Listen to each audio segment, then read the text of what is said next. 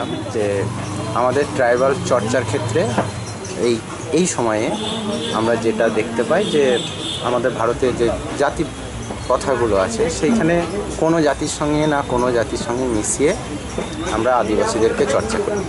কিন্তু বিভিন্ন প্রাতিষ্ঠানিক শিক্ষা চর্চার মধ্যে দিয়ে যদি যাই তাহলে আদিবাসীদের আমরা দেখতে পাবো যে তারা একটা থিওরি আলোচনা করছে, কিন্তু তাদের যে ছোট ছোট জীবন বা পরিচিতি সেইগুলো কিন্তু আলোচনা করে না। ওই যে তুমি যেটা বলছিলে যে পরিবেশ, ঝাঁটার ব্যাপারগুলো, ফুলের ব্যাপারগুলো মানে ওরা আলাদা করে ওটাকে দেখে না, ওটা আলাদা মানে একটা কোনো একটা থিওরি লাগিয়ে দিয়ে কথাটাকে বলছে। যেমন যাদবপুরে আমি ক্লাস করতে গিয়েছিলাম, মানে ক্লাস করাচ্ছিলাম ছেলে মেয়ে দিয়ে, তখন ওরা জানে না যে ওদের আদিবাসী, ইন্ডিজিনিয়াস, জনজাতি, উপজাতি এই নামগুলো কেন হলো।